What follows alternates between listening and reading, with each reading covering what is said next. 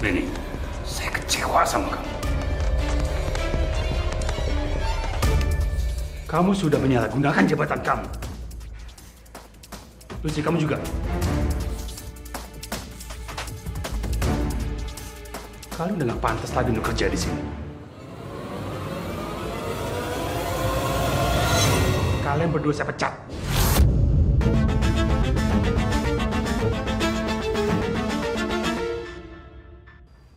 Pak, tunggu Pak. Pak! Mas, gimana nih Mas?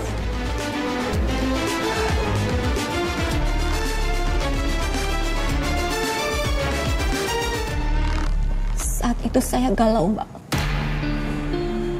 Kalau suami saya sampai dipecat, nanti gimana nasib anak-anak saya? Biar bagaimanapun, anak-anak saya masih butuh biaya masa depan.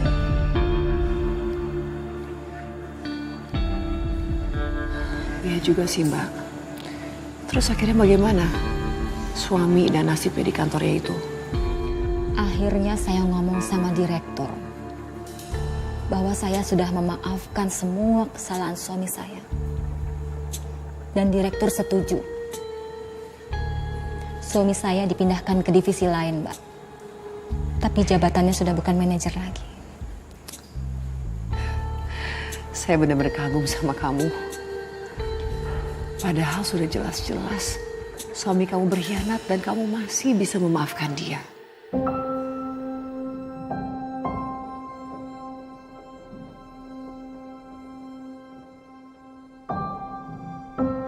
Demi anak-anak, Mbak. Lagian suami saya sudah mengakui semua kesalahannya. Suami saya bilang karena dia digoda dengan perempuan itu. Dan dia hilaf. Dan suami saya berjanji tidak akan melakukan kesalahan yang sama. Dan saya memberi kesempatannya satu kali lagi, Mbak. Oke. Dan bagaimana? Apakah suami menepati janji itu?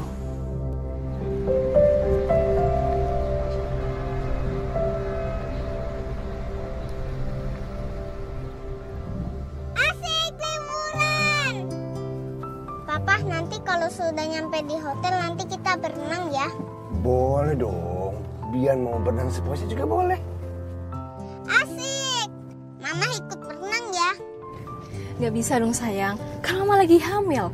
Kasihan dede bayinya nanti. Gak apa-apa, Ma. Kan ajak dede bayinya berenang. Pasti dia senang. Mama lihat di pinggir aja ya, biar Bian sama Papa yang renang. Oke? Oke, Ma.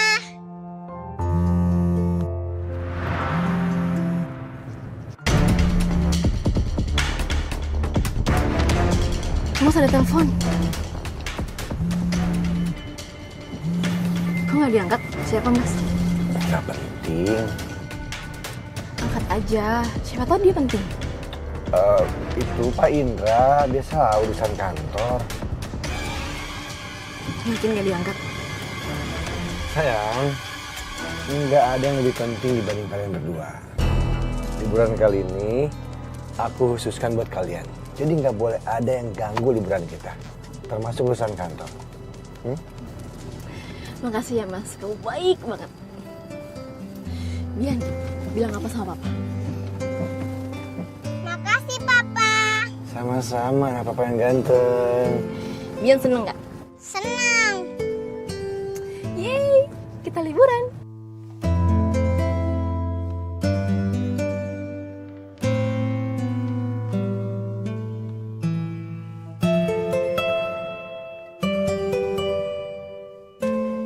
Hore, akhirnya kita sampai di kamar hotel. Udah sampai sayang. Nih katanya Bian mau langsung berenang. Ayo Bian, ganti baju. Bian bisa ganti baju sendiri kan? Bisa. Bisa anak apa yang paling pintar. Ambil bajunya.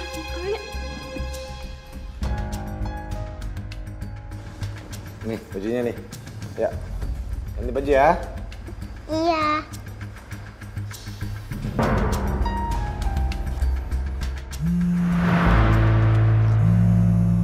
Angkat dong mas, siapa tahu penting. Kan aku udah janji sama kamu. Liburan kali ini aku nggak mau angkat telepon dari siapapun, termasuk urusan kantor. Aku mau fokus liburan sama keluarga. Mas, kamu kan mau dipromosi jadi manajer. Kalau kamu nggak angkat dari telepon kantor, ntar jadi masalah loh. Udah angkat aja. Gak apa-apa nih, aku angkat ya. Nggak apa-apa, angkat aja. Di. Aku angkat ya.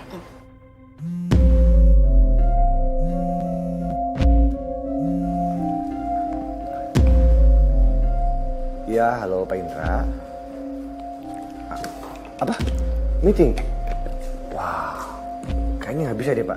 Soalnya saya lagi liburan sama keluarga, terus ini kan weekend Pak, masa weekend meeting Pak? Oh, Pak direkturnya nyuruh. Oh, yaudah saya langsung ke sana sekarang ya Pak ya. Baik, makasih Pak. Aduh, gimana saya?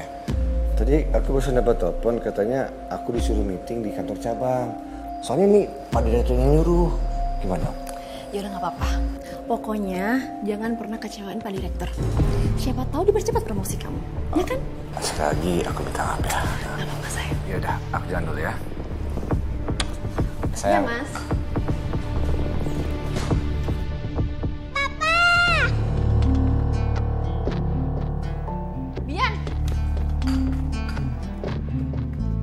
Ternyata perselingkuhan mereka belum selesai. Masih aja. Dan yang lebih parah lagi, Mas Benny ngajak perempuan itu ke hotel. Ke tempat kami biasa liburan, Mbak.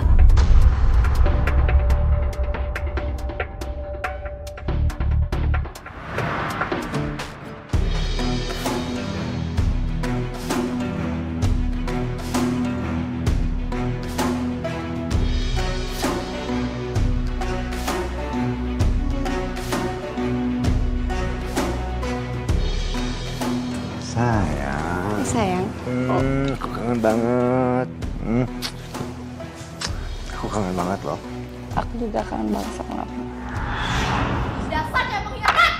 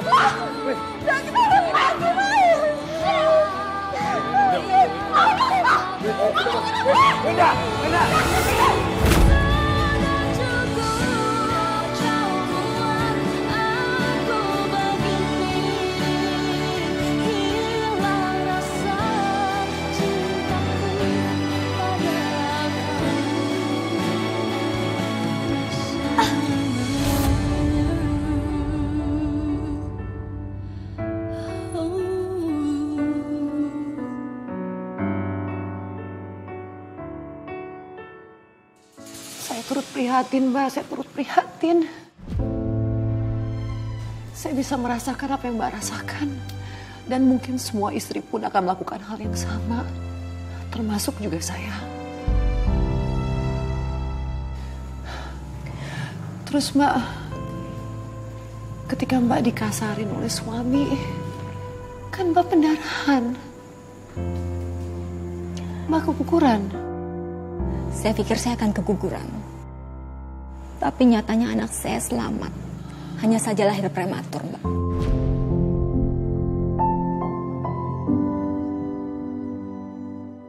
Tapi yang bikin saya sedih, selama di rumah sakit, Bian gak datang untuk nengok adiknya. Padahal saya kangen banget sama Bian, Mbak. Makanya saya senang ketika diperbolehkan pulang. Saya mau nunjukin ke Bian kalau adiknya sudah lahir. Tapi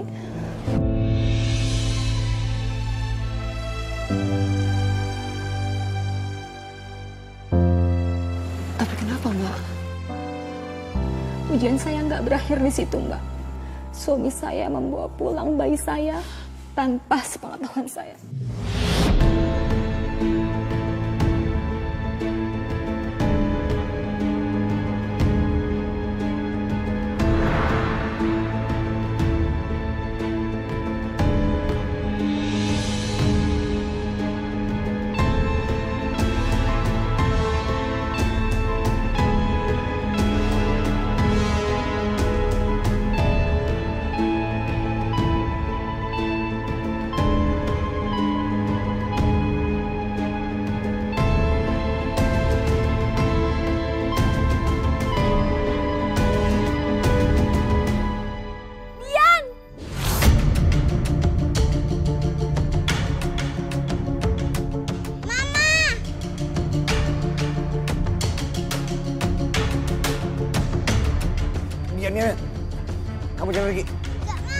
Yan, masuk.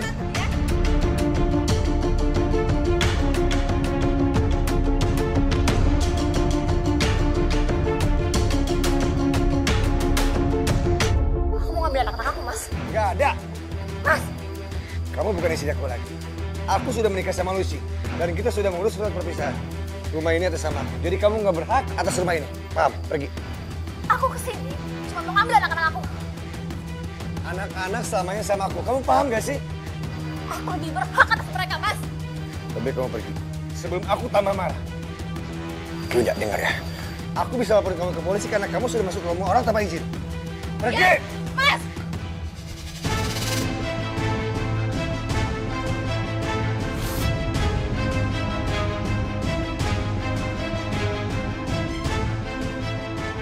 Bian! Mas! Mas! Bian! Bian! Bian, Mama di sini, Bian! Mas, aku mau cuma anak-anak aku, Mas! Dia mau nikah lagi atau tidak, saya udah nggak peduli. Bagi saya itu udah nggak penting. Yang saya harapkan sekarang adalah saya bisa berkumpul dengan anak-anak saya.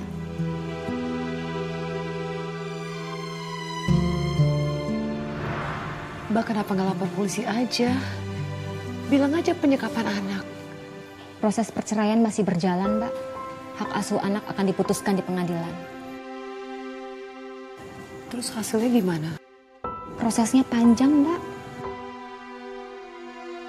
Saya kangen banget sama anak-anak saya. Terus setelah Mbak sudah nggak tinggal di rumah itu, Mbak tinggal di mana? Saya ngekos di dekat sekitar rumah, Mbak. Saya nggak pulang ke rumah orang tua, takut bikin mereka pikiran. Kasian.